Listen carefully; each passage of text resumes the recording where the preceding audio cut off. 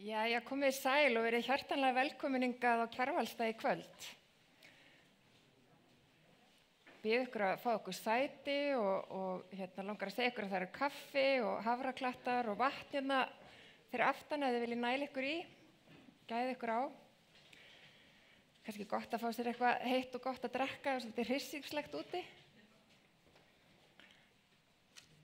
En við erum hérna saman í kvöld og ég býð ykkur velkomin á íbúafund með borgarstjóra. Ég heiti Margrét Nordal og íbúi í Norðmýrinni og ætla að vera fundarstjóri í kvöld.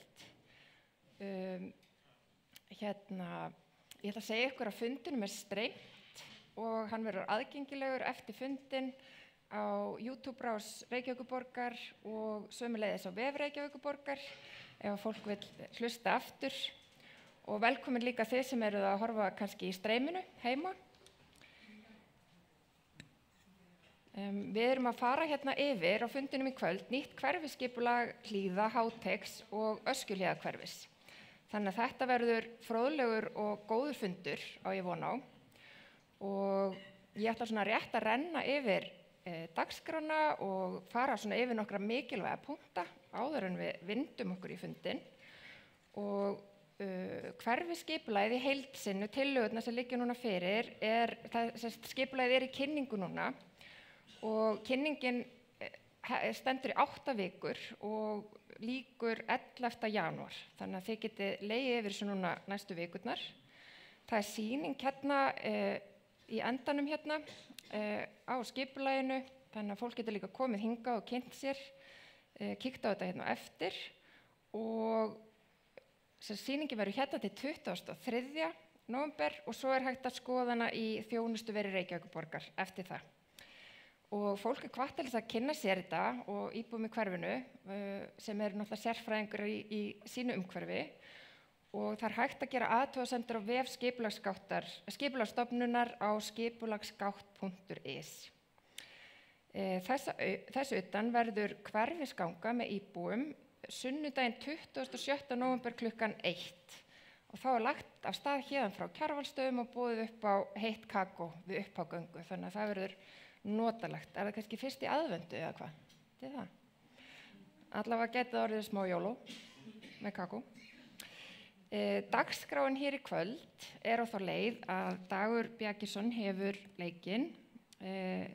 Þar og eftir talar Kolbrún Jarlsdóttir sín íbúa, en Kolbrún slembivalinn fulltrúi í íbúðaráði Hlíða. Svo kemur hann Ævar Harðarsson, arkitekt og deildarstjóri hverfisskipulagsins og talar samráði sem hefur verið haft hérna í Hlíðum við gerð hverfisskipulagsins. Og svo Sigríður Magnúsdóttir, arkitekt og ráðgjafi hverfisskipulags, kemur og kynnir helstu tillögur. Og þar á eftir verður góður tími fyrir fyrirspurnir, þannig að þið getið kannski svona bara meðan og erundur stendur nótir hjá okkur eitthvað sem þið viljið spyrjast fyrir Og þá eru þau til svara hérna sem hafa talað á fundinum. En þá bara okkur ekki til setjum boðið og ég held að við ætlum að kíkja hérna á eitt myndband áður en lengri haldið. Þannig að gjörið þið svo vel.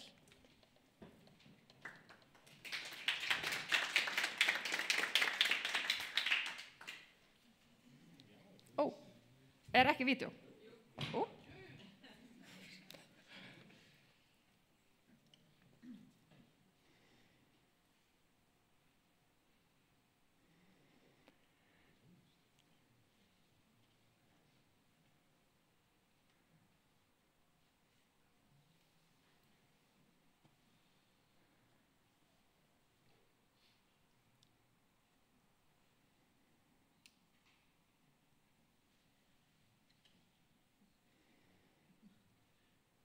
Svona hugleiðslu myndband.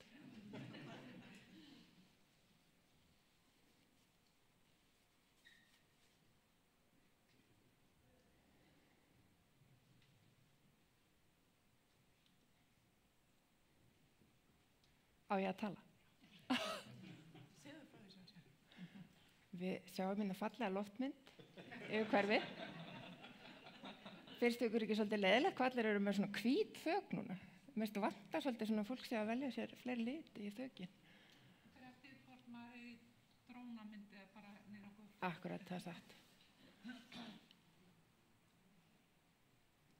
annars svo áttavillt að ég get ekki sagt hvernig þetta. Það allavega mjög vel skipulagt.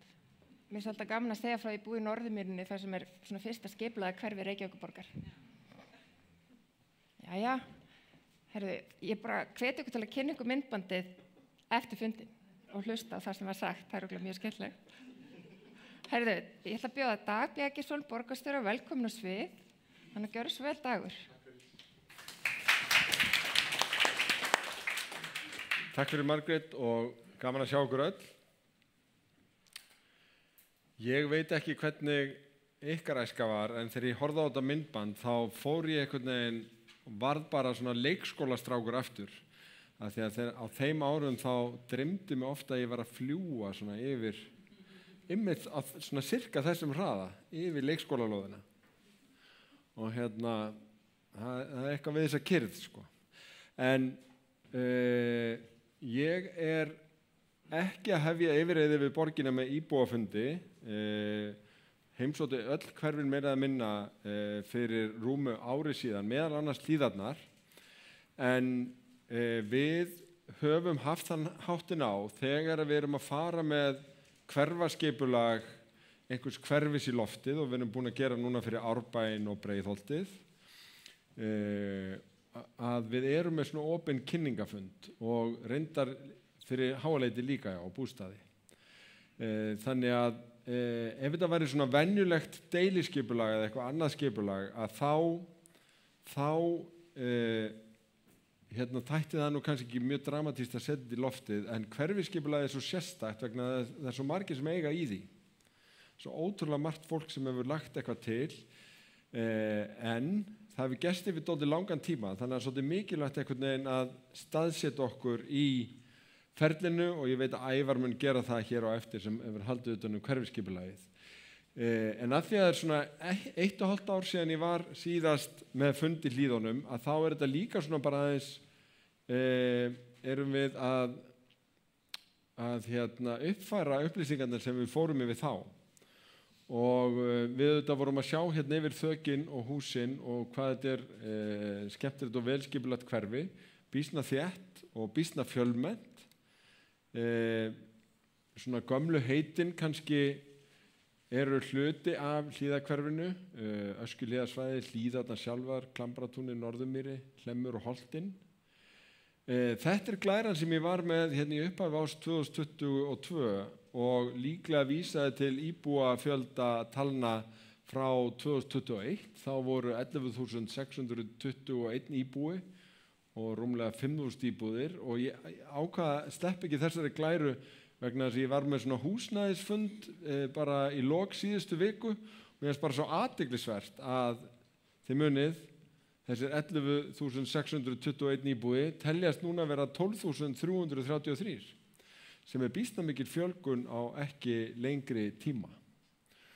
Og það er reyndar þannig að íbúum í Reykjavík hefur aldrei fjölgað eins mikið eins og undanfarin ár. Það kemur í kjölfar mjög mikils húsnæðisátaks og uppbyggingar. Það verður heldur aldrei byggst jafn mikið upp eins og síðustu 5 árin. En það sem er athyglisvert og kannski svolítið þvert á umræðuna er að það er alls ekki þannig að það við bara fjölgaði að byggst upp í 101 og 102 heldur í meira að minna öllum hverfum. Það er raunar bara í Grafavogi þar sem hefur aðeins fækka og það er ekki vegna þess að við höfum verið að rífa hús í Grafavogi, heldur vegna þess að hverfið er að eldast. Krakkar að flytja heiman og svo framvegis og Grafavogurinn mun fara að yngjast upp mjög fljótlega miðað við svona ganginn sem hefur verið til dæmis í Laugardal og þar fram eftir götunum. En ef við horfum svolítið betur á þessa mynd, þá er fjölgunin einna mest í 105. Það er bara dálítið athyglisvert, sérstaklega í Hlíðunum. Hvað er hverfaskipulag? Við tölum og margir hafa heyrt talað aðalskipulag. Aðalskipulag er svona heildarskipulag fyrir Reykjavík sem segir fyrir þróun borgarinnar til næstu áratuga.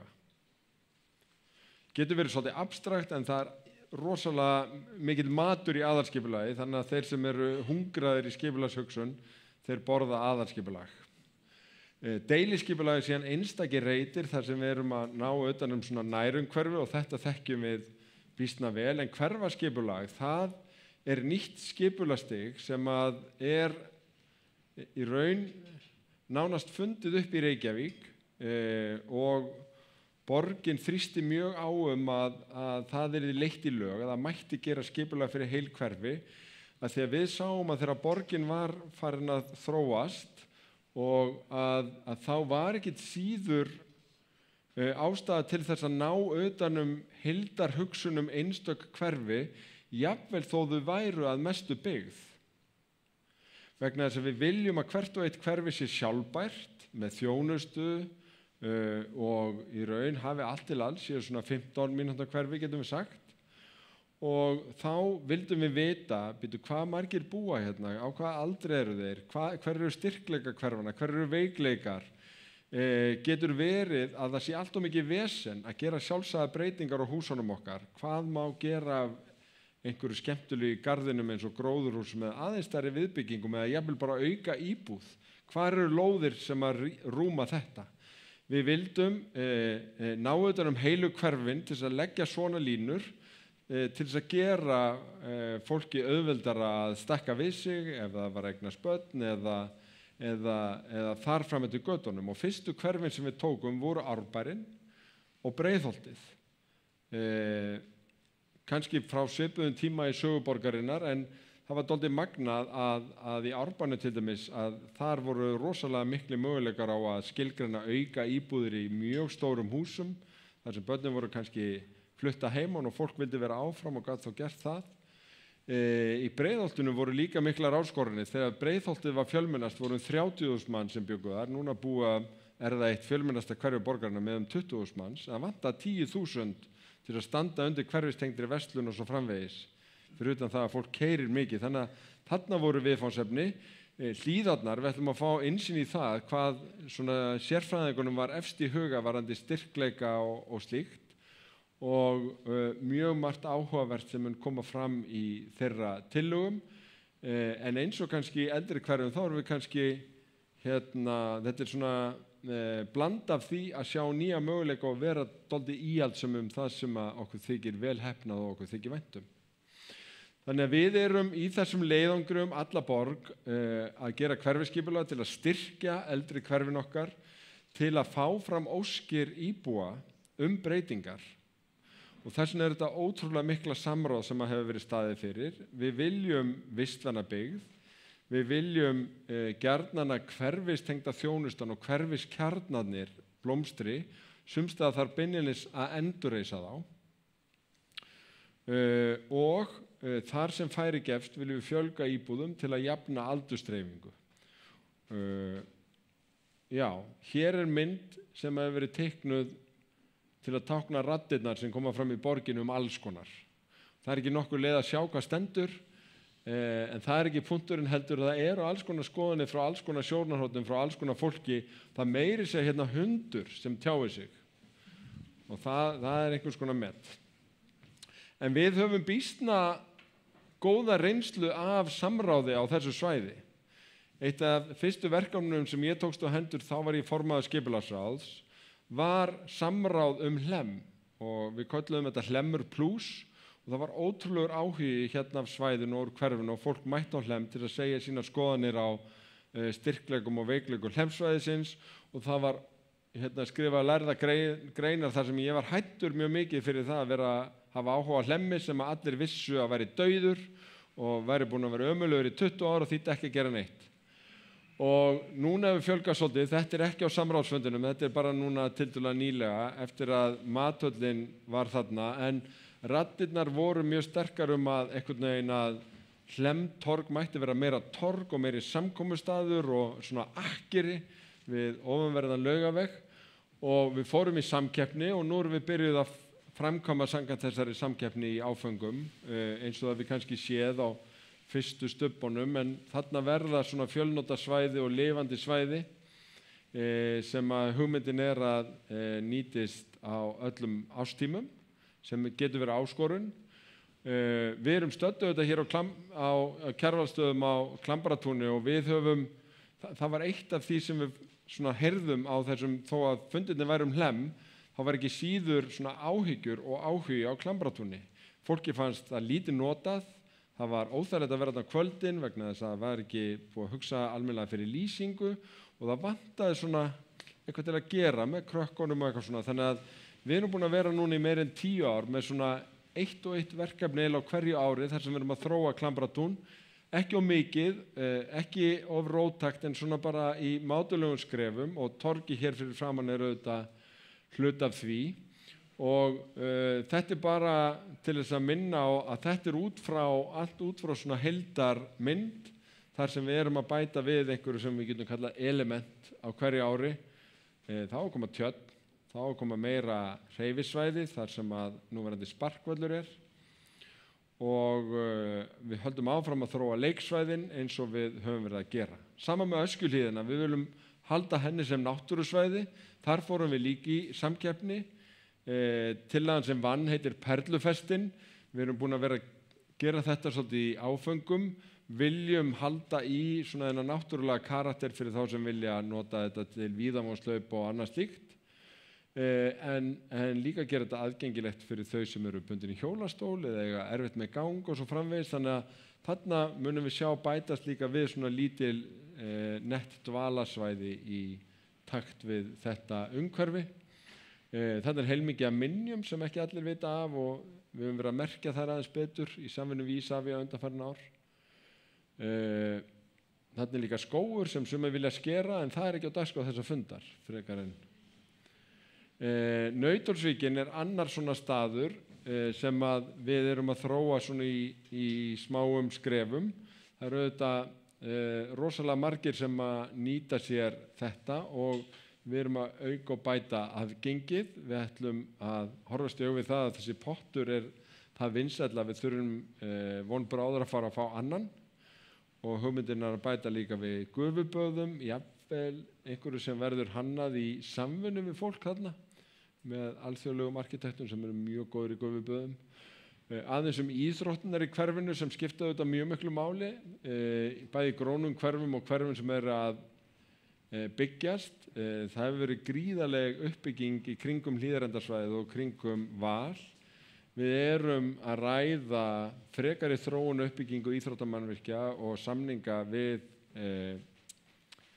Val og Valsmenn og ganga þarna frá og félagið gekk nú mjög myndarlega frá þarna í raun stígum og bílastæðum og slíku upp við húsin núna nýlega. En þarna gæti frekari tíðindi að vera að vænta á næstunni. Bara aðeins til þess að rifja upp hvað hlutirnir geta, okkur finnst oft hlutirnir gerast rosalega hægt.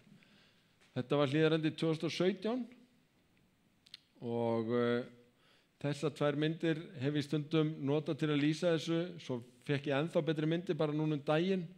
Þetta sem líka 2017 þegar bara fyrsta húsið var byrjað í byggingu og svona þetta núna. Og auðvitað mjög mikið af fólki sem hefur bæst við í hverfið og þau sem ekki hafa farið þarna og skoðið sem ég hvet ykkur til að gera það og skoðið sérstaklega inngarðana sem eru mjög skemmtilegir. Fyrsta verslunin komin. Við erum núna að byggja á grundvelli breyting á skipulagi sem að útfærði raun þessa hérna 3 reiti sem íbúðareiti. Núna búið að byggja þessa og Haugahlíð 2, fyrsti af þessum 3, komin í uppbyggingu og sem þarna við hringbreytina. Haugahlíð 4, þar eiginlega tilbúin grunnur og svo Haugahlíð 6. Bjarg að fara að byggja þar íbúðir sem munu líta nokkurn veginn svona út með svona garðrými út af götunni. En svo verið að klára líka inn á reitnum síðustu íbúðirna þar. Annar stór reitur sem núna komin í uppbyggingu og var ekki á síðasta fundi Heklureiturinn sem lengi hefur verið talað um. Þetta staðan á honum bara núna. Þarna komin í raun grunnur í fyrsta áfangalóðarinnar og byrjaði að undirbúa annan áfanga. Og þarna verða fjölmargar íbúðir þegar allt verður komið. Mun rísa svona upp þarna við Laugaveginn.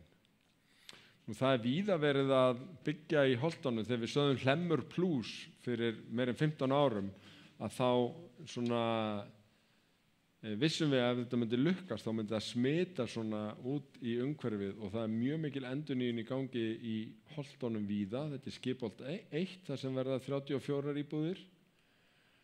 Brautarholt 4-4A líka að taka umbreytingum, Brautarholt 16, Þverholt 13-15. Þetta ekki góð mynd af þessu þegar hitt klift. En við höfum líka verið að vinna í svona hringinn í kringum kennaraháskólan. Þetta Vatnsholt 1-3, þetta eru leiguíbúðir fyrir eldri borgara sem eru með aðeins minna á milli handana. Og þarna á næsta leiti verið að byggja íbúðir fyrir fatlað fólk sem að þarna á Kolbeinsfótspor að vera í algjöru lágmarki. Félagsbústaðir að byggja þetta og hérna verður svolítið sérstakt lag á þessu, en ég held að þetta var ljómandi fallegt þegar þetta klárt. Svo verða íbúðir fyrir ungt fólk og fyrstu kaupendur á næsta leiti þarna á Hátegisvegi 35. Í Bolholtinu, þar Sjálfstæðisflokkurinn að þétta byggð. Gott hjá þeim. Hérna, þeir eru að byggja þarna á nokkrum lóðum og þetta Bolholt 5 og svo Bolholt 7-9. Líklega engin, það allir hættir að koma þarna, þannig að það var hægt að byggja á bílastæðunum. Þið segir ekki að ég hef sagt þetta. En hérna, en ég vona að þið vandi sér bara og þau. Á Veðurstofuhæðinni er mjög spennandi skipulag sem var kynnt sérstaklega á húsnæðisfundinum. Það sérstakt myndband sem ég bendi á þar. Mjög grænar áherslur í þessu skipulagi og hérna verið að þróa þarna blandaða byggð. En aðeins samgöngunar, því að þó að við búum í húsum og íbúðum þá lita samgöngunar alla íbúðafundi hér í Hlíðunum, meðal annars út af Miklubrautinni. Aðeins bara við erum að lækka hámarkshraðann í allri borginni og allt sem grænt verða 30 km svæði og við erum að fara niður í 40 öllu sem svona dökkgrænt þar inn á milli, þannig að það eru bara svona þessar meginæðar sem eitthvað hraðari og þetta hefur verulega mikið að segja fyrir lífsgæði fólksins í hverfunum og við erum að stíga skref Snorrabraut, Löngulíðin og Votúni Flókagötu og síðan á austurhluta Laugavegar munum við lækka hámarkshraðann þegar borgarlínan kemur. Það verið að hanna Miklubraut í stokk sem verkefni sem hluti af samgöngusáttmálanum, en þar og stokkurinn hann yrði þá hérna frá Landspítalanum og austur fyrir Kringlu. Þetta hérna Safamýrasvæði, þannig að þið áttu ykkur á þessu. En það verið að bera saman að setja götuna í göng. Það meðal annars vegna þess að það býsna flókið að framkvæma þetta í svona þéttu borgarumhverfi og svolítið vandséð hvar umferðin færi á framkvæmdatíma og það ekki víst að göngin yrðu dýrari og það meðal annars vegna þess að það eru býsna stóra lagnir hérna á vissum svæðum undir Miklubrautinni og það verið að skoða það verkfræðilega hvort að göngin geti slegið nokkrar flugur í einu höggi og göngin yrðu þá lengri heldur en stokkurinn. Þið muna að ég var að sýna ykkur að stokkurinn endaði hérna á móts við Kringluna, hérna hjá Safamýrinni, en göngin myndu byrja á sama stað hérna á Landspítalanum en færu alla leið að Grensásvegi. Og síðan yrði væntanlega keyrt inn í þau hér, þetta bústaðavegurinn, hérna á Kringlumýrabrautinni. Og eins og ég geti ímyndað ykkur, þá myndi þetta verða algjör umbreyting á yfirborði. Hvað væri á yfirborði? Engin umferð?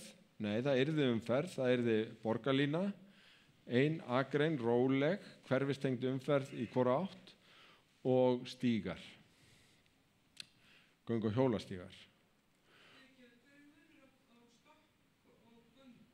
Já, frábær spurning.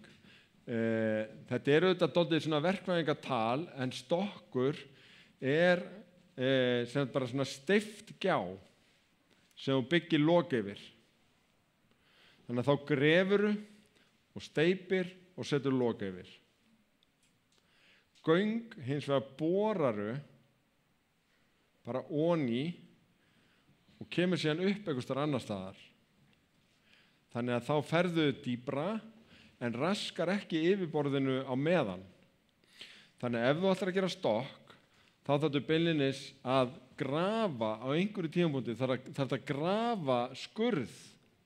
Þú veist, það yrði gert í áföngum og reynt að hleypa umferðinni framhjá á vissum tímum, en þá þarftu í raun að grafa skurð þannig að við sjáum alveg henda okkar á meðan að vera að grafa og meðan að vera að steypa að þá svolítið umhendis að koma umferðinni og svo framvegis. En ef þú gerir göngin að þá þarftu bara að hleypa umferðinni framhjá framkvæmdasvæðinu þar sem þú borar ofan í, svo keyrirðu bara Miklubrautina eins og venjulega, alveg þangað til þú ert búin að klára göngin, að þá hleypur umferðinni þar í gegn. Þannig að þetta bara allt annars konar framkvæmd þó hún hafa mörgu leyti sömu markmið og stokkurinn. Og við erum búin að fá fram hugmyndir hvað geti gerst, til dæmis ofan á torgunum sem myndast og svæðunum og hvernig götusniði gæti litið út. Og þetta auðvitað dálítið mikil breyting en ofboðslega jákvæð. Og þannig að þetta í raun hluti af því sem skilið eftir sem þróunarsvæði í hverfisskipulaginu, svæðið ofan á þessu og þau fara yfir það betur hvað þróunarsvæði þá þarf að útfæra það betur með deiliskipulagi, jafnvel þó að hverfisskipulagi sé geggjað tæki. Og hér á eftir verða samt kynntar þessar lokatillögur og ég ætla ekki einhvern veginn að stela þruminn og fara yfir það. Lokatillögur í merkingunum við erum að fara að auglýsa þetta og fá viðbrögð og getum síðan fjallað þau viðbrögð. En það auðvitað mikið af deiliskipulagsvinnu sem tilbúið í vinnslu á þessum þróunarsvæðum, svo deiliskipulagsvinna sem ekki hafin, til dæmis á Miklubrautastokk og öðrum þróunarsvæðum. Við höfum gert svona lauslegar stúdíur á hvernig við gætum þróað borgina. Ég man að einhvern tímann bar ég það undir svona stóran íbúafund, ef við fengjum stokk væri þið þá til í að byggja eina svona húsalengju meðfram Klambratúni. Þú veist, Klambratúnsmegin, það voru allir til í það nema ein kona sem bjó í Breiðholti. Ég veit ekki ennþá okkur hún var á þessu fundi, en hún var allavega á móti því. En við höfum samt ákveðið að gera það ekki, skiljiði. Af því að þegar við erum að þétta borgina og byggja meira, að þá verða grænu svæðin ennþá mikilvægari heldur en áður. En við erum að vinna með ýmis svæði sem beinlínis myndast og auðvitað þessi svæði sem hefur verið haldið svolítið frá fyrir 8. agrunn eða 19. eða hvað það nú að þar getum við unnið með byggð og gert eitthvað fallegt, gott og skemmtilegt. En það í raun, þegar þetta gerist varðandi Miklubrautina, þá breytast svona svæði eins og Skógahlíðin svolítið karakter og verða ótrúlega spennandi sóknarfæri með sínu atvinnuhúsnæði og þetta verður dálítið eins og bara Brooklyn og svona meatpackers district í öðrum borgum þar sem hægt að vinna með struktúrinu sem fyrir og bæta einhverju við. Og við erum að horfa aðeins á flugvallaveginn og svo eru dálítið róttækar hugmyndir sem við eiginlega bara ætlum að fleyta að því að í raun ráða húsfélagin hvort þið gera eitthvað með þær. Á sumum þessum blokkarlóðum væri alveg hægt að setja raðhús eða eitthvað ef að húsfélagin vilja. Hljómar rosalega framandi og fyrir suma, en þetta eru óneitanlega tækifæri ef að fólk vill. Þetta settum við ekki inn í hverfisskipulagið en ákváðum að kynna sem pælingu ef einhver vildi skoða þetta betur með sínum nágrönnum. Til dæmis svona, já. Farið betur yfir þetta á eftir. og hluti af hverfaskipulaginu að skilgreina ákveðnar götur sem borgargötur, þá það svona aðalgöturnar í sínu hverfi en verða líka grænni og með meiri gróðri og svona reynt að huga svolítið að mannlega skalanum. Og við erum með pælingu að þetta ágæta bílastæði hér sem í eigu borgarinnar á horni Einholts og Skipholts geti orðið svona hverfistorg sem vantar svolítið á þessu svæði. Komið svolítið mikil byggð þarna og út af fyrir sig skemmtileg kaffihús, Reykjavík Rósters og ég veit ekki hvað og hvað, en það vantar svona svolítið hjarta í þennan hluta hverfisins, telja skipulagshöfundar og ég sammála þeim. Ég held að þetta geti orðið alveg rosalega skemmtilegt og leyst úr laðingi alls konar samveru og fínir í eins og við sjáum hér á Laugaveginum eftir að hann var göngugata. En þið ekki að fara þó að standist takk fyrir komuna. Fundurinn bara rétt að byrja, ég bara svona upphitunaradriði, en alltaf gaman að vera með fundi hérna á Kjarvalsstöðum og Hlíðarnar og ég spenntur að heyra kynninguna á hverfaskipulaginu. Takk fyrir mig.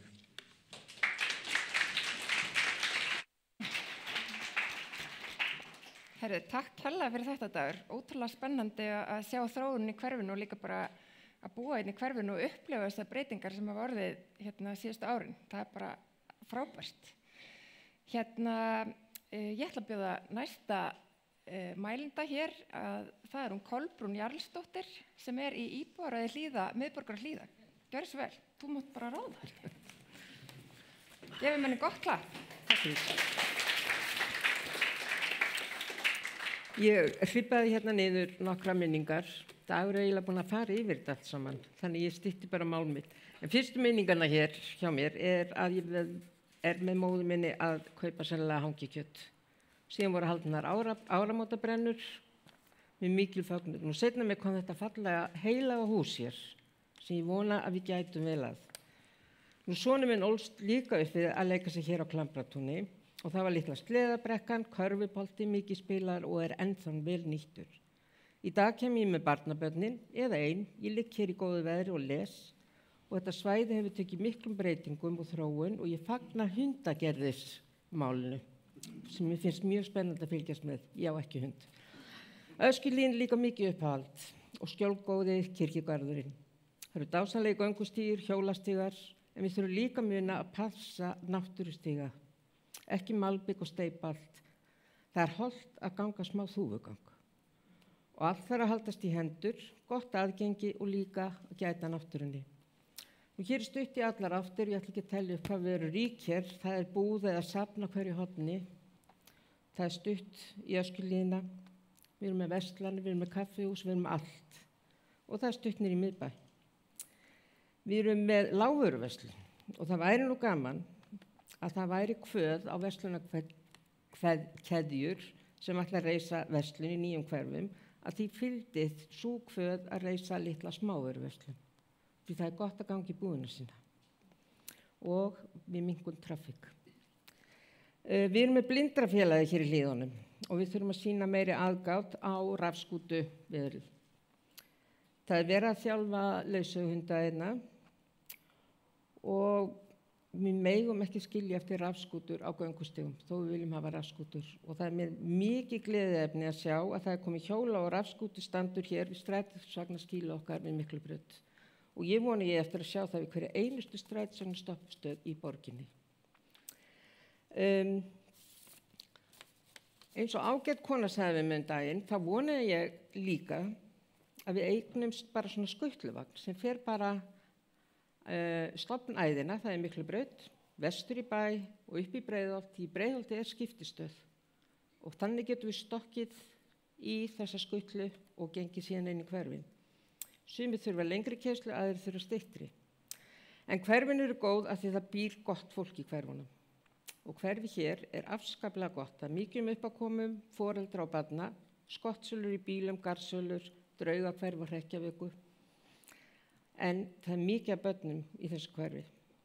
Og með þéttingu byggðar þá þarf skólinn líka pláss. Og það er eina sem hræðir okkur, ég ekki með börn, en það hræðir okkur að sjá hvað við erum að þrengja að skólanum okkar. Og fyrst ég byrjuð, þá dreymir mér náttúrulega svo alla, Miklubrautin fari sem fyrst í stokk.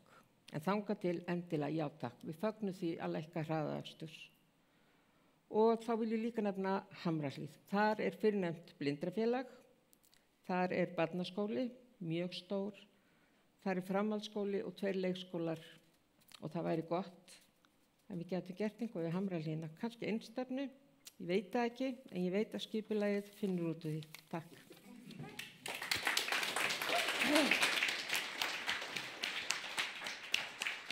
Takk kærlega fyrir þetta, Kolbrún. Gaman að heyra þið draga fram svona góða hluti í hverfinu og alveg sammála bara öllu held ég sem þú sagðir. Og einmitt það er gott að eiga góða granna og það eigum við hérna. Næstur hér hann Ævar Harðarsson, arkitekt og deildarstjóri hverfiskipulags og ætlar að fjalla samráð í Hlíðum. Gefum honum gott klapp.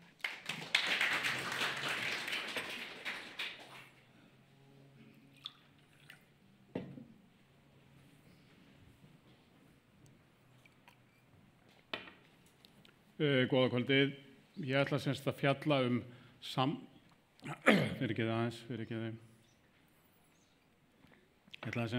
samráð í hverfiskipulagi og hvernig við höfum unnið með það á undanförnum árum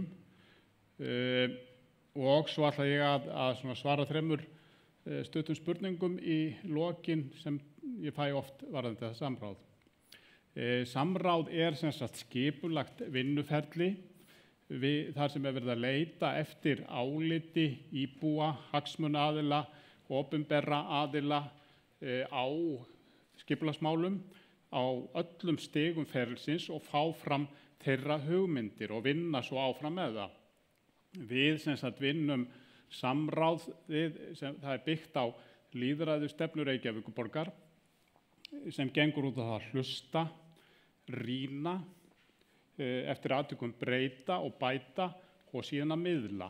Við segjum að við byrjum gjarnan með autt blað, það er náttúrulega fullt af húsum hérna, það alls konar hagsmunir og fleira, en við byrjum samráðið með því að safna upplýsingum, heyra skoðanir og vinnum þetta svo áfram. Samráð hverfiskipulags fasaskipt, við segjum að þetta sé 3 fasa samráð, það sem í upphafi sem sagt verið að safna hugmyndum, í öðrum fasa eru kynntar þá vinnutillögur sem byggja á þessum upprunalegu hugmyndum og í 3. fasa þá búið að vinna úr öllum þeim athugasemdum sem hafa borist á vinnslutímanum og kynntar lokatillögur. Og það sem sagt hægt að gera athugasemdir og koma með ábendingar, góð ráð á öllum stigum og við reynum að vinna með það. Fyrsti fasi samráðs í hverfiskipulagi köllum við skapandi samráð. Við byrjuðum í þessum borgarhluta 2016. Hér mynd af krökkum í Háteigsskóla sem voru að byggja módel með okkar hjálp og þau notuðu sem sagt módeli til að læra borgina. Þau fengu fræðslu byggingalist, húsin, skipulag, umhverfismál og fleiri atriði og svo í lokin við vorum með þeim í viku í hverjum skóla og síðan í lokin fengu þau að segja sínar skoðanir á hvaða breytingar þau vildu gera í sínum hverfum. Og það var sem sagt alltaf íbúafundur þar sem þessi líkon voru notuð, málin rædd og íbúar gátu sem sagt komið á framfæri skoðunni sínum hvað væri ákjósanlegt að gera af breytingum. Allt þetta sem kom fram var síðan skráð í svokallaða miðasjá hverfiskipulags. Þetta svona stafrænt gagnagrunnur þar sem við söfnum þessum upplýsingum og getum sem sagt unnið með þær áfram til að þróa tillögurnar. Við vorum með rýnihópa í Hlíðunum 2016 sem Gallup hélt utanum fyrir okkur. Það var að sjálfsögðu mjög mikið rætt aðalmálið í hverfinu, þessar miklu umferðaræðar sem hafa mjög truflandi áhrif, bæði hvað varðar skera hverfin í sundur, það er mikill hávaði, og mengun frá þeim. Þannig að hugmyndir sem voru ræddar í þessum rýnihópum það að setja Miklubrautina í stokk eða göng fengu mjög jákvæðar viðtökur. Það var líka verið að tala það að bæta nýting á Klambratúni, það vantaði almenningssalefni á Klambratún, hugmyndir, það voru nú ekki komnar fram þessar hugmyndir hundagarð, þar komaði seinna, og svo höfðu íbúar mikinn áhuga á því að sem sagt passa upp á byggðina og svona sérkennin. Við fórum sem sagt tókum allar þessar hugmyndir sem við höfum safnað í fyrsta áfanga og unnum vinnutillögur sem við sem sagt fórum með í kynningu, vorum hérna á Kjarvalsstöðum í viku, vorum íbúafundi og fleira 2021. Það tók langan tíma að komast hingað því að við vorum að klára stórar áætlanir í Árbæ og Breiðholti. Þarna vorum við með hverfisgöngur 2, við hafðum þessar vinnutölur í kynningu í 12 vikur sem mjög langur tími, þannig að það gafst mjög góðu tími til að koma með athugasemdir og ábendingar. Þær voru svona alveg hóflegar og það var alveg hófleg þáttaka. Við vorum á sama tíma með kynningu á vinnutölum í Háaliti bústöðum. Það var mjög fjörugt þar, mikið að gerast. En tillögurnar sem voru kynntar, það var svona grænu áherslur. Við sýndum hérna hugmyndir hvernig við getum auki við grænt í hverfunum, til dæmis með því að setja grænt lok ofan á Kringlumýrarbrautina við Veðurstofuhæð og fleiri atriði. Það þarna náttúrulega sjálfsögðu Miklubrautin í stokk eða göng. Það hvað má gera við íbúar eigandinn má gera við sína eign eins og hérna, og svo hugmyndir Holtatorgið.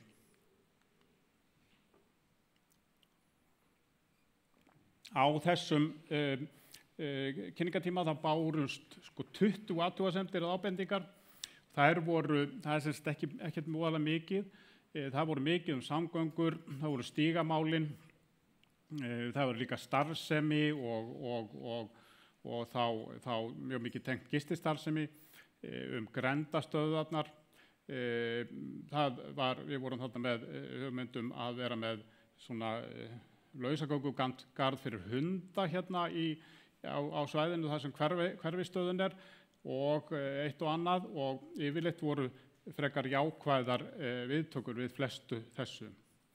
Við gerðum líka, notum við sérstakt tæki sem heitir Mapsjóner, sem svona netsamráðstæki, þar sem voru settar út spurningar sem íbúar gátu þá svarað. Öllu þessu efni síðan safnað saman í samráðsskýrslu hverfisskipulags.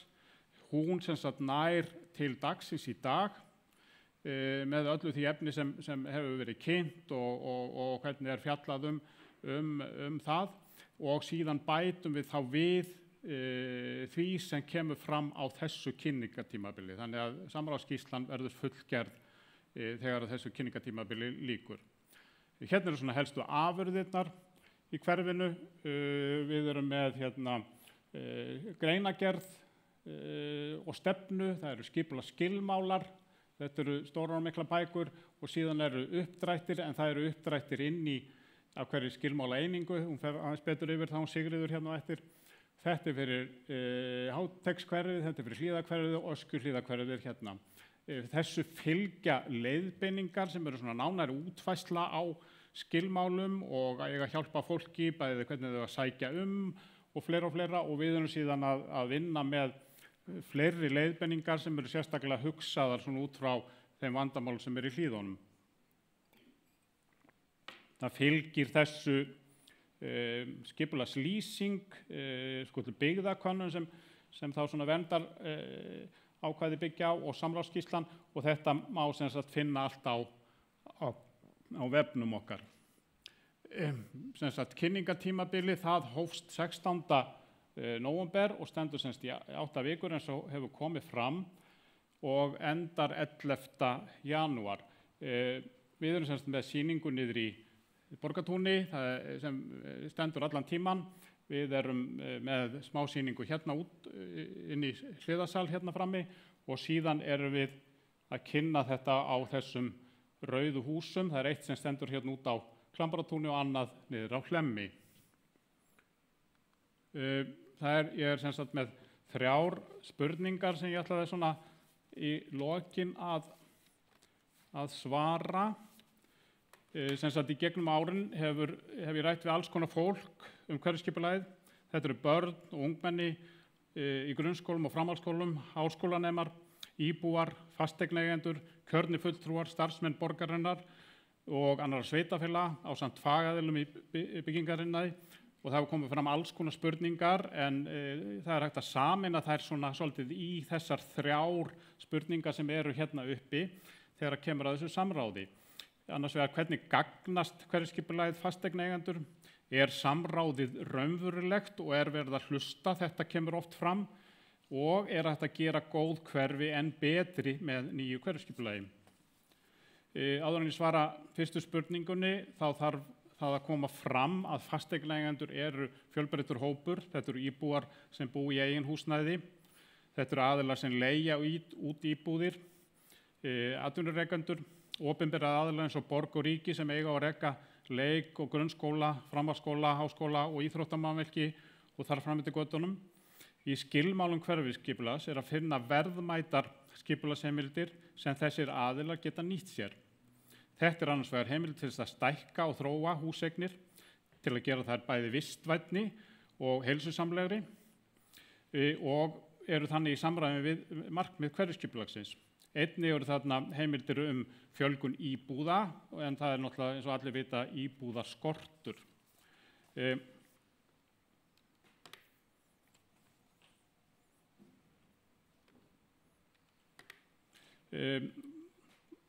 Það hefur komið fram að það beitt fjölbreyttum aðferðum við samráðið til að ná til sem flestra. Börn og íbúar fá tækifæri til þess að segja sínar skoðanir og koma með hugmyndir í gegnum verkefni skapandi samráð sem ég sýndi myndir af. Hægt að svara spurningakönnunum á netinu, rýnihópar eru fengnir til að ræða umdeild málefni og gerðar eru skoðanakannanir. Það eru fjölmörg dæmi úr vinnu við hverfisskipulag að umdeildar hugmyndir hafa verið hafnað á íbúum og ekki unnið frekar með þær. Svo má ekki gleyma öllum góðu hugmyndunum sem hafa komið fram og rata sem sagt inn í hið endalega hverfisskipulag og vil ég það nefna Miklubrautina. Já, samráðið er raunverulegt og það er verið að hlusta. Öll hverfi getur orðið betri með nýju hverfisskipulagi. Í hverfisskipulagi að finna stefnu og skilmála til þess að styrkja hverfiskjarna, samgöngur og vistvænar áherslur. Þar að finna ákvæði aðgerðir vegna hávaða og loftmengunar frá umferð sem víða verulegt vandamál í borginni. Styrking hverfiskjarna með því að fjölga þar íbúðum og bæta aðstöður fyrir verslun og þjónustu eins og veitingastarfsemi og kaffihús getur haft mjög jákvæð áhrif á hverfin. Mikilvæg útivistarsvæði og umferðarleiðir fyrir gangandi, hjólandi og umferð fest í sessi í skilmálum, til að nefna nokkuð dæmi. Allt þetta og öll hin atriðin sem eru ótalin geta svo sannarlega gert góð hverfi en þá betri. Takk fyrir.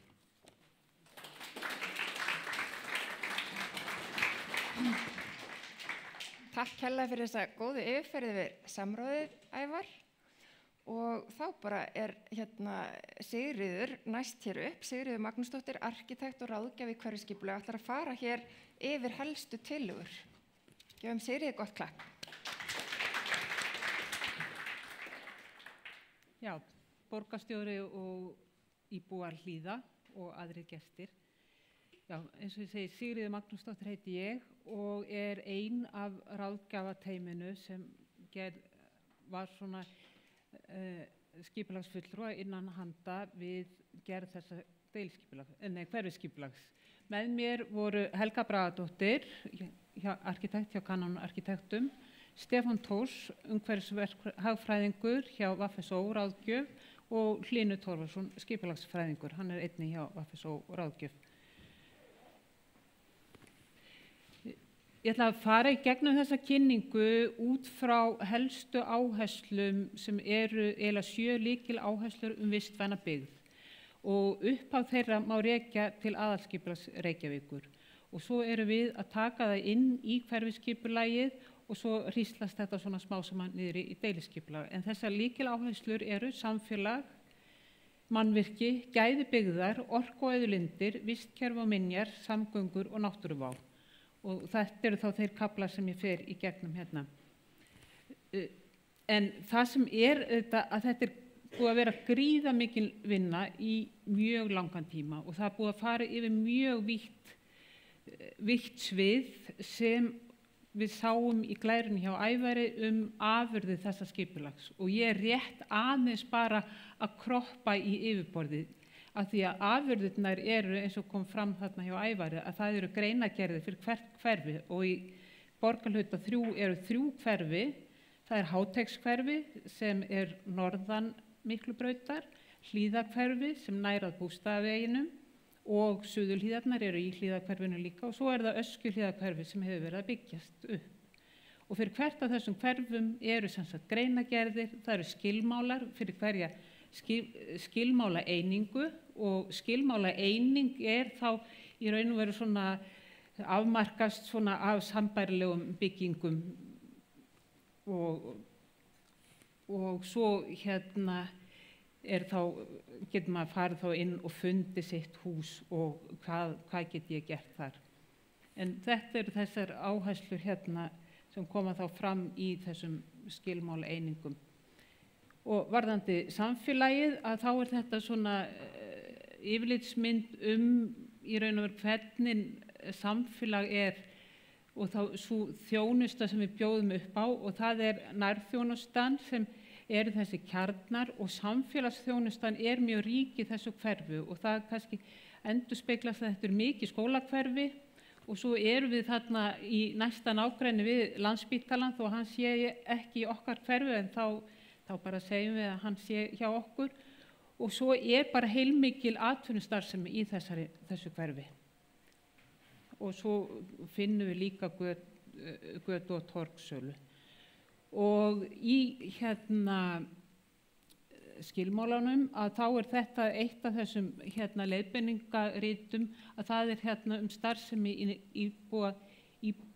íbúðabyggð þar sem verið að skerpa á þeim möguleikum sem hægt að gera í aðra starfsemi heldur en íbúðabyggð og það svona verið að setja ramma líka það að það má ekki gera hvað sem en hins vegar viljum við að eitthvað sé gert þannig að þetta þetta hárfín lína þarna á milli og það þetta verið einmitt að skerpa á þessu með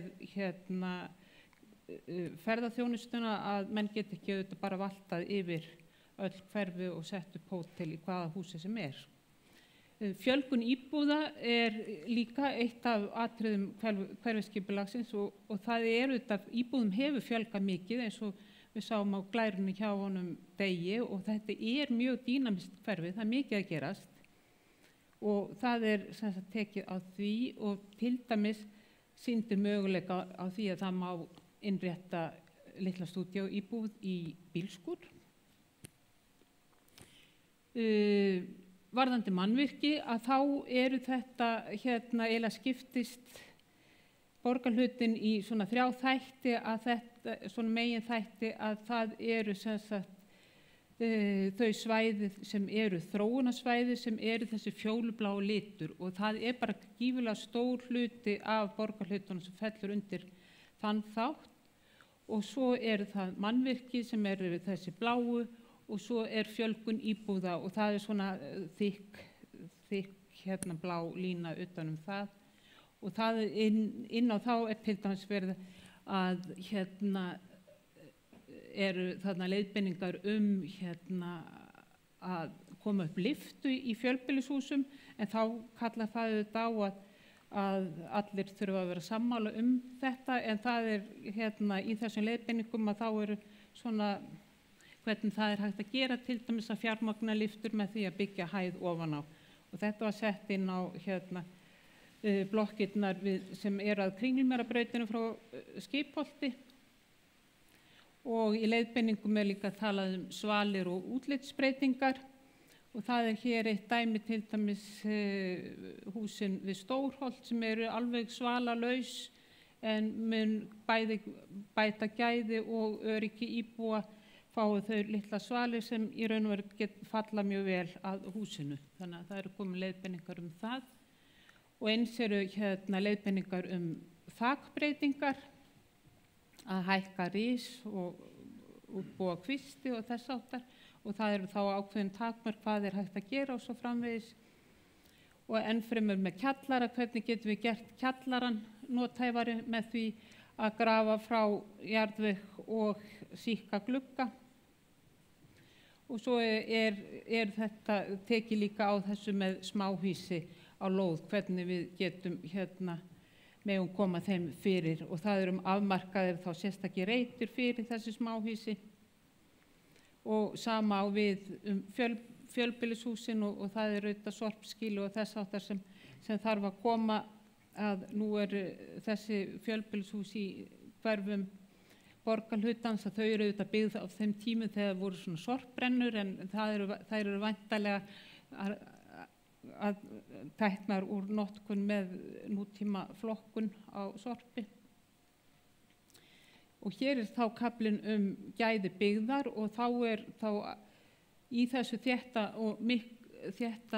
hverfi að þá eru samt líka mjög stór og mikil græn svæði þar sem í raun og veru Öskjuhlíðin ásamt Kirkjugarðinum eru það stærst en svo erum við með Klambratún og svo minni Lungu. En það sem sagt mikil áhersla á að gera leiksvæði og dvalasvæði og Kyrláttún og Klambratúni sem borgarstjóri fór vel yfir áðan hvað möguleikar og hvað hefur verið gert og hvað mun verða gert þar. Og orku og auðlindir, það fjalla meðal annars grenndarstöðvarnar og hleðslustæðin og það auðvitað flokkunin sem við erum öll að taka þátt í og það eru grenndarstöðvar í hverfinu og það eru núna erum við Eskilhlíð og Kjarvalsstaði og Holtatorg. Og svo það sem auðvitað gerir þetta hverfi sérstakt að það auðvitað mjög mikið af minjum og vistkerfið líka afar fjölbreytt og sérstakt allt frá því að vera bara mjög hart borgarlandslag yfir í bara flotta náttúru og líka þessi arkitektur og þessi byggð mjög sérstök og það þarf auðvitað að varðveita þau gæði sem í byggðinni þannig að það þarf auðvitað að fara varlega á stað þegar farið í framkvæmdir og þess vegna hefur verið gerð ákveðin áætlun að varðveita sérkenni byggðarinnar og það sem sagt tillaga að hverfisvernd og það tillaga að verndun einstakra húsa og svo hefur verið fjallað sérstaklega þetta hús og það kannski liggja ekki alveg fyrir ákvarðanir en kannski ljóstra upp því leyndamáli sem við höfum verið að kasta á milli okkar að ef það ætti að friðlýsa eitthvað hús í þessum borgarhluta að þá eru það sjálfsögðu Kjarvalsstaðir sem eru 50 ára á þessu ári og eitt merkasta nútíma byggingalistaverk á Íslandi og jafnvel víðar. En þetta auðvitað sögulegu staður og það eru víða fornminjar í jörðu og Borgarsögusafn hefur gert mjög góða úttekt á því sem hér skjáskot af. Þannig að það eiginlega bara við hvert fótmál eru fornminjar. Og svo kemur þetta með blágrænar ofanvatnslausnir að við þurfum auðvitað að horfa til þess að taka á móti þessari rigningu sem rignir ekki bara í gegnum niðurfallsrör sem blandast klóakinu, heldur þarf að leysa það með blágrænum ofanvatnslausnum.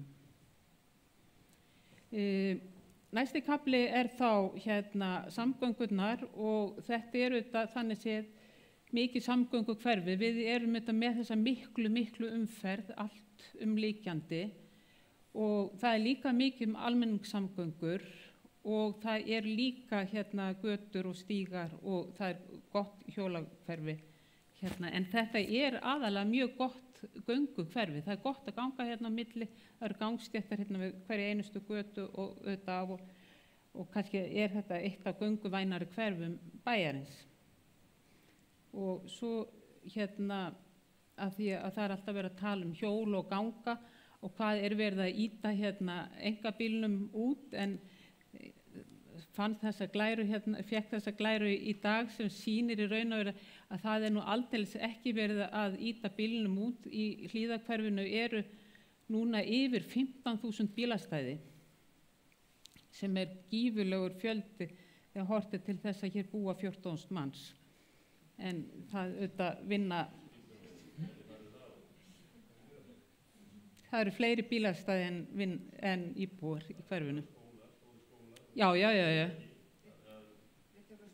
samtals þetta bara í Hlíðahverfi eða 3.986? Hátægishverfið 7.465, Hlíðar 3.986 og Öskjuhlíðar 3.700. Þannig að samtals það 15.000. Og svo að lokum að þá nú kannski, þetta nú óskup vesælt kafli sem betur fer hjá okkur sem kallast náttúruvá. Það eru aðrir sem eiga við stærri vandamál að stríða, en það flóð og aðra náttúruhamfarir að þær nú léttvægar hér og það bara aðalega lögð áhersla á gróðursetningu og mynda græn svæði. Og þar með lokið þessari þeysireið yfir hverfisskipulag borgarhluta 3, Hlíða. Takk fyrir mig.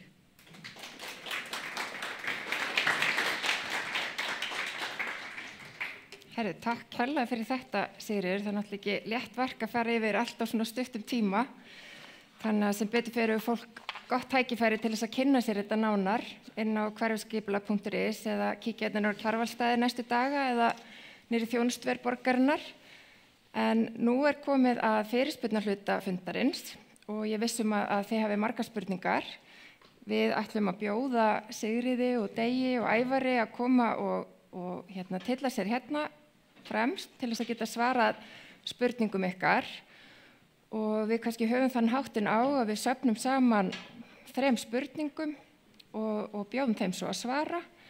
Og Gunnar Hersveinn ætlar að ganga á milli með mikrofón og ég ætla að biðja fólk bara að standa upp ef það treystir sér og getur og kynna sig og bera svo fram spurninguna.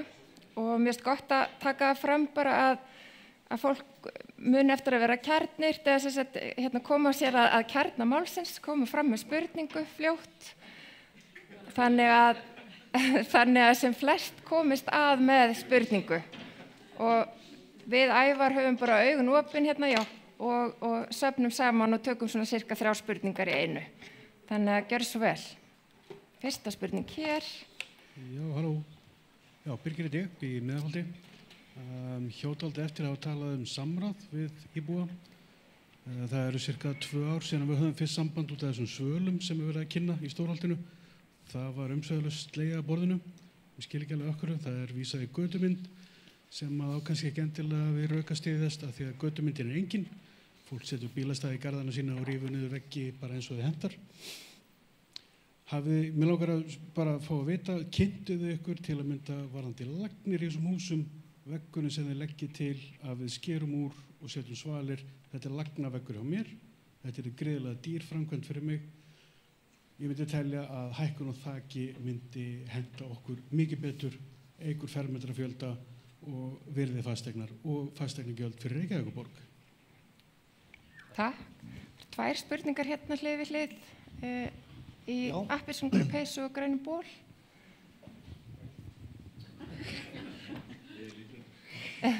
Já, ég heiti Inga. Ég með spurningu varðandi kynningu á skipulaginu, ákvörðunum eins og með svalirnar og svoleiðis. Hefur hugsað ykkur að senda til íbúa tölvupóst eða bréf og segja húsið sem þú býrð í tilvalið til að setja svona svalir, eða húsið sem þú býrð í hefur núna verið merkt sem einstakt hús og þú mátt ekki breyta neinu. Hvernig á að kynna svona? Það eru ekki allir sem að koma fyrir fram og leita sér upplýsinga og mæta á svona fundi eins og í kvöld. Takk. Gefið mér bara merki að þið viljið.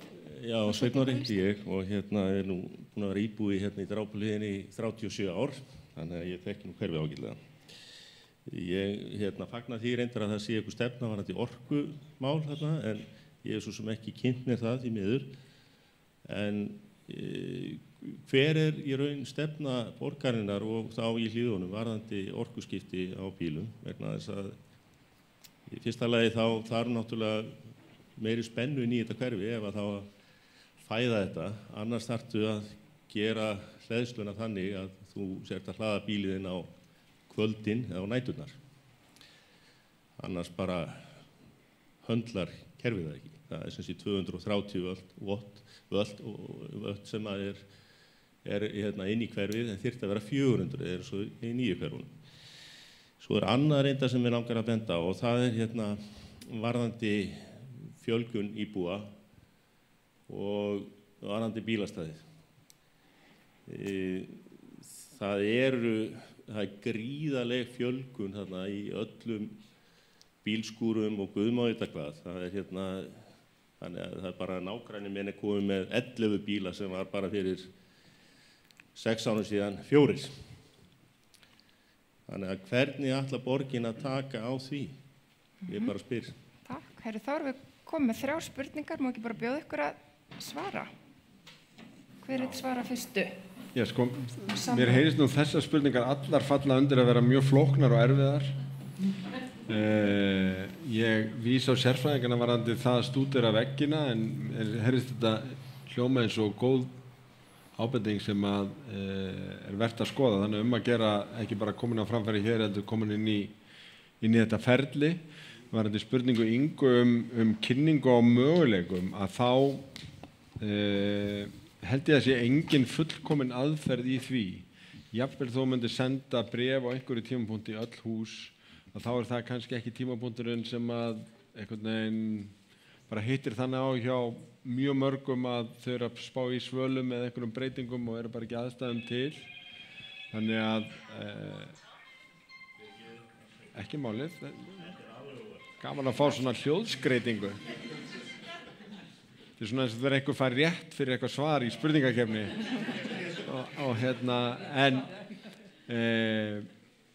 En sko, við til dæmis tókum eftir því við vorum að setja út fullt af spennandi möguleikum upp í Árbæ og upp í Breiðholti og þetta er bara svona rétt að byrja að skríða af stað að fólk sé að nýta sér þetta. Og ég held að komist ekki skriður á það fyrir að þú sérð ljómandi laglegar svalir á húsi í nágrenninu við þig sem að passa akkurat fyrir þitt hverfi og þá einhvern veginn spyrst það út. En allar hugmyndir eru vel þegnar og ég held að svona bara vettvangar eins og bara hverfasíður og eitthvað svona, það eru svona, þú veist, frekar en að það sé borgin sem að pikka í fólk, sko. En þá eins og það hefði þetta skipulag verið gert, það þá að flýta afgreiðslunni í hjá borginni? Ég held að það sé minnst að spara, sko, við fáum býsna mikið af fyrirspurnatekningum og jafnvel tildulega útfærðum tekningum þar sem búið að borga einhverju fagfólki fyrir að tekna eitthvað sem að okkar fagfólk myndi aldrei samþykja á nánast friðuðum húsum eða við steinuðum húsum sem við viljum varðveita sem svona heild. En við áttum okkur á því að það er enga síður þörf og eftirspurn eftir því að setja svalir. Og það má segja við séum þá að leggja til góðar leiðir fyrir svona fallega byggð, þar sem ekki í lagi einhvern veginn að þróast bara einhvern veginn, bæði til að spara fólki tíma og peninga, en líka sko beina í átt svona hægt að gera þetta, en líka komið vekk fyrir að fólk sé að setja rosalega mikið tíma og peninga og frustrasjón í að fá nei við einhverju sem að er líka rosa mikil pappisvinna og alls konar. Þannig að þetta er svona margar ástæður í þessu. Varðandi síðan bílastæðaspurninguna, sko, borgin getur ýmislegt, hún getur ekki allt í þessu. Hún þarf stundum að vera dugleg að segja nei í einhverjum tilvikum. Á einhverjum tímapunkti, til dæmis núna í Vesturbænum, þar sem að var bara mjög mikið orðið að bílaleigubílum og bílum sem að fólk var að geyma þar, að þá kölluðu íbúar eftir bílastæðagjöldum til þess að bregðast við svona þróun til þess að létta á sínu umhverfi, því að það ekkert sjálfgefið jafnvel þó maður tengi bílana við nágrannana að það séu nágrannamann sem eru á öllum þessum bílum. Veist, það er gistiþjónusta, skráð og óskráð víða í hverfum, því fylgja svona dösterjeppar og alls konar og við erum bara tilbúin í svona eitthvað lausnamiðað samtal en þetta þetta bara jafn flókið og búið í borg, þú veist, það alls konar. Já. Eins og bara það að fólk leggur þetta þarna sem að fara í flugurutuna til dæmis. En nákvæmlega sko. Það stoppar þarna og leggur og svo bílið þarna í einhverja 2 eða 3 vikur eftir hvað fólk Akkurat. Sumir hluta hverfisins eru í raun svona með miðborgarkarakter eins og hluta holtana og svona með mikilli þjónustu þannig að kannski við bara komin á þann tímabúnd að þurfa að tala íbúakort fyrir íbúa og þetta sé einhvers konar miðborgarsvæði en þetta heilmikil umræða. Það líka hangið á þessu fjölgun íbúa sem ég nefna sko. Það sem að gerast eins og bara Eskilið núna yfirleitt svona 10-15 bílum lagt en ef þú horfir bara 6 ár aftur í tíma þá var engum bílar lagt og það bara frá Reykjavík og upp að Nauthólsvík. Þannig að þetta gjörbreyttar aðstæður á mjög stuttum tíma. Það það sem að gerast og ég held að það eitthvað sem að ég segi að þið ættu að hlusta og hafa samráð við íbúa. Ég ætla að minna ykkur að við ætlum að koma fleiri spurningum. Viljið þið eitthvað koma inn í svör við þessum 3? Já, ég ætla að segja þessar svalir. Það var, það hefur oft verið spurt það að fá að byggja svalir til dæmis á þessi þessar svalalausu verkamannabústaði sem voru ekki með svalir á sínu tíma vegna þess að það var þá ekki inn í byggingarreglugerð og þótti lúxus. Nú þykir þetta sjálfsögð öryggisráðstöfun út af bruna og fleiri. Við fengum arkitektastofu til þess að stúdera þetta mjög vel. Það mjög mikið af húsum sem eru af sama karakter og að svipaðri hönnun eins og í Rauðarárholti, þetta í Vesturbæ og miðborginni og fleiri stöðum og við vorum að horfa á að til þess að koma vel fyrir svölum þarna sem færu vel á hús sem eru meira og minna öll eins þá þyrfti að hanna þetta heildstætt. Og við erum sem sagt að kynna hérna tillögu að því sem náttúrulega bara til umræðu en hugmyndin svo að íbúar eða húseigendur þurfi að nota þessa teikningu en hún sé ókeypis. Þannig að þeir bara skila þessu inn og hún fylgi þessu og þetta verður bara hluta af leiðbeiningunum. Við vitum alveg lagnir í veggjum, þær eru náttúrulega í flestum húsum en það þarf náttúrulega til þess að koma þessu fyrir. Við stúdunum það hvar væri best að koma þessu fyrir til þess að varpa þessi minnstu skugga á hæðir fyrir neðan og þetta var niðurstaðan. En þetta tillaga til kynningar. Örstutt bara, já. Já, við þurfum að biðja að bera fram spurningun í míkrafónu þannig að fólk sem að hlusta heima geti heyrt og fyrir upptökuna. Af hverju erum við þá eina gatan og eini bletturinn í hverfinu sem ekki fær leyfi til að hækka þökin þegar það eru hús nákvæmlega eins í Norðurmýrinni sem hafa fengið að hækka þökin? Já, það er aftur tillaga að gera þetta svona og við viljum bara fá fram umræður það. Þannig að það er bara endilega að koma með ábendingar og athugasemdir það. Til þessi kynning, hún einmitt til þess að gefa tækifæri á að koma fram með svona athugasemdir. Þannig að senda Þannig að fólk fer inn á skipulagsgátt og gera athugasend. Nákvæmlega. Ok, það eru fleiri spurningar. Ég var ekki búin að sjá hendur á lofti. Varst þú búin að sjá, Gunnar? Hér ein spurning, já, gjör svo vel og endilega tala í mikrofón. Sigríður heiti ég og bý í Austurhlíð. Mér langar til að vita af hverju göngubrýr hafa ekki verið settar á Kringlumýrarbraut og hérna á þessar þungu umferðargötur til að létta börnum og gamalmennum að komast á milli hverfa. Takk. Ef að fá 2 viðbót að sjá að það eru fleiri, endilega ekki hika við að spurja. Þarna ein, gjör svo vel.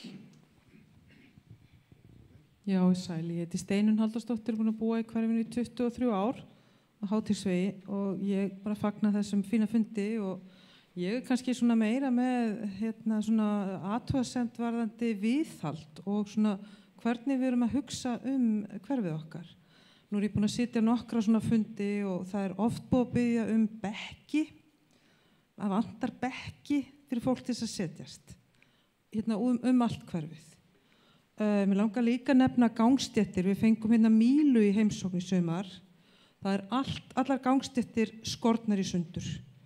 Hvar eftirlit með því að Míla lagi þetta? Það mjög mikilvægt. Og svo bara í götunni minni að keyra í strætó ótrúlega hratt. Ég búin að marghringja á lögregluna. Ég búin að leggja til að verði eitthvað gert á Háteigssvegi til þess að minnka umferðarhraða. Ég bara bíð eftir stórslýsi þarna, neðarlega á Háteigssvegi. Það enginn að fylgja eftir þessu 30 km hámarkshraða sem þarna. Þannig að það svona hlutir sem að vill fá að sjá að lagist og það búið þétta byggðina mikið, við erum komið búseta blokkirnar allar á móti okkur, rosalega mikið af börnum, við verðum að hugsa þetta.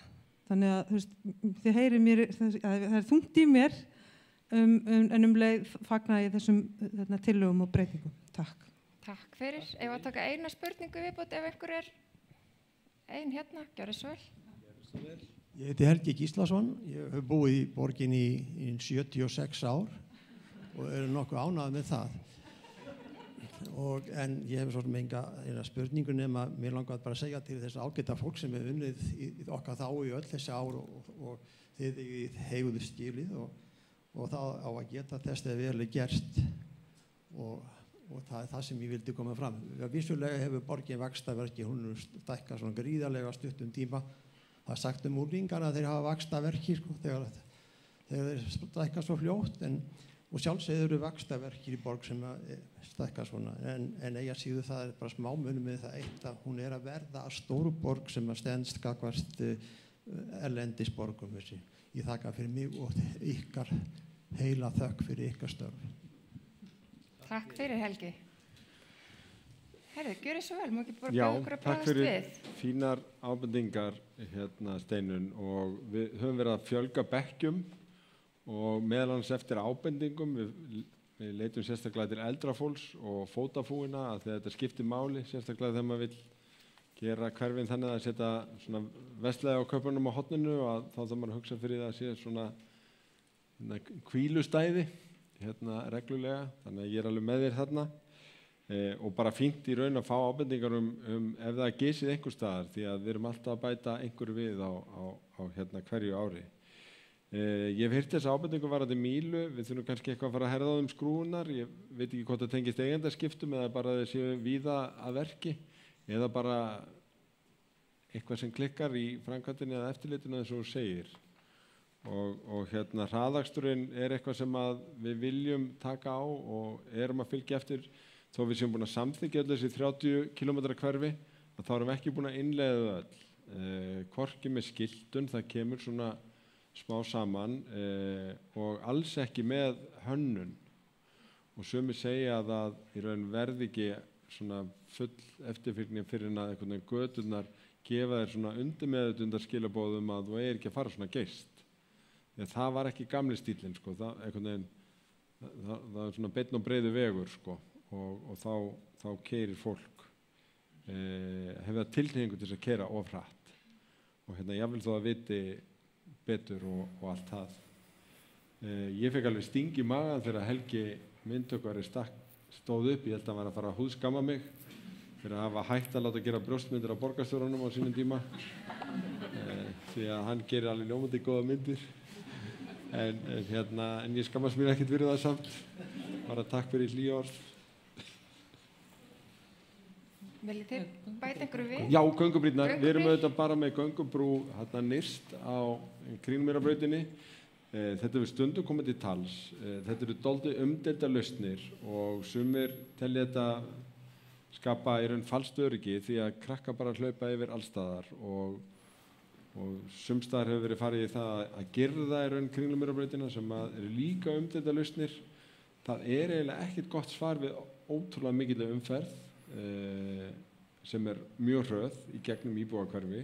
Það eiginlega bara mein og þess vegna hef ég trú á því að setja Miklubraut undir jörðina og hafa bara rólega umferð á yfirborði. Þannig að það engin útfærsla á frekari göngubrúm yfir Kringlumýrarbraut sem hefur flogið og við höfum meira verið í því að hægja á og gera þetta svona mannvænlegra umhverfi í heild sinni frekar en að sé mislegt fyrir gangandi. Já, það ein spurning. Viljið þið bæta einhverju við þetta? Má ég skjóta inn? Það bara, ég hvet ykkur íbúa að því að við heldum við upplifum öll eins og þennan mikla umferðarhraða og sömuleiðis ef það eitthvað sem að fara að laga í hverfuna, senda endilega ábendingar inn á borgarlandið. Bara það sem taka mynd, senda það beint inn og láta vita því sem ekki í lagi. Þetta bara á heimasíðu Reykjavíkurborgar. Allavega tilvæla að koma ábendingum þar inn og biðja lögreglunum að koma að mæla líka hraðan. Gjörðu svo vel. Má ég fara aðeins í sambandi við Kringlumýrarbrautina og göngubrú, af því nú ég orðin eldri borgari, bjó áður þarna hinum megin við Kringlumýrarbrautina. Það ógjörningur að fara yfir og á milli þessara hverfa, Hlíðar og Álftamýrar bara lífshættulegt að reyna að koma sér yfir Kringlumýrarbrautina og þess vegna datt mér í hug það göngubrú væri lausn fyrir okkur gamla fólki til að komast á milli. Já.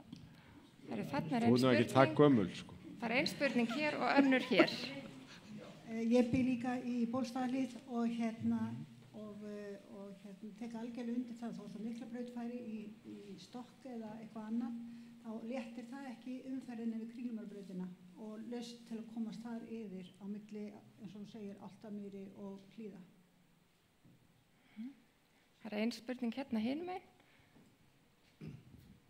Og endilega ef þið eru með spurningu, endilega hugsið, við förum að ljúka fundi eftir það bil 7 mínútur.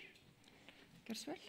Og ég veit það var ekki alveg á skipulaginu en þessar blokkir hérna við Kringlumýrarbraut sem til að Bólstaðarhlíð, þar sem svona alveg æpandi tómar lóðir og þá sögðu þið ef að eigendur, eða húsfélögin, þau verðast það mikið rétt þar en ekki borgin sem á lóðirnar þarna? Lóðir sem til að húsfélögunum, það dálítið mikið nýttar, sérstaklega þær kannski sem snúa út að Kringlumýrarbraut. Þannig að þessu svona velt fram. En við erum alveg til samtal sem einhver vill pæla í þessu og þróa þetta. Verðmætara lóðir. Hæ, ég heiti Dóra Björt, ég er formaður umhverfis- og skipulagsráðs. Mér langaði bara að bregðast við sem Kringlumýrarbrautina.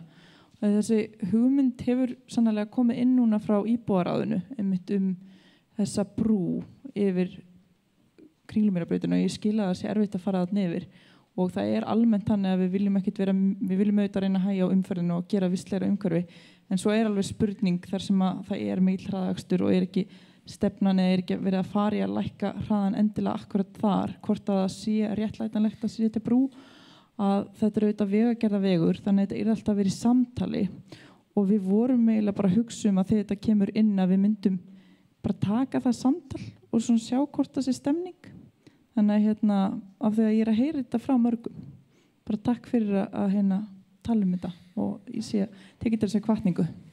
Ég ætla að skjóta hérna inn að því að það fyrirspurnir sem að koma inn með streymið þannig að hér frá Önnu Sari Holtatorgssvæðið rokraskat, það kemur norðan vindstrengur þarna upp, það vitum við sem búum hér. Það vantar þessi bílastæði sem eru þar í dag, fullt af fólki sem þarf að leggja þar vegna fæðar á bílastæðum í næstu götu. Hún gerir athugasemd við að það að koma torg þar sem bílastæðin eru. Eygló Svala Arnarsdóttir segir, ef ég má koma með spurningu hér, vil ég spyrja út í Hlíðaskóla, hefur verið rætt að stækka hann og hugsanlega nýta í því samhengi auðasvæði við MH. Ég ætla að skjóta inn einni viðbútt frá Pétri Martini sem formaður íbúðar á Miðborgar Hlíða að það sé mikið rætt umferðaröryggismál í hverfinu. það hefur aldrei komið til að fólk biður hærri hraða, ekki tilvalið að lækka hraða en í hverfinu sérlega við skóla. Þannig viljið þið bregðast við þessum spurningum, bílastæðum, hlíðaskóla og svo umferðarhraðanum?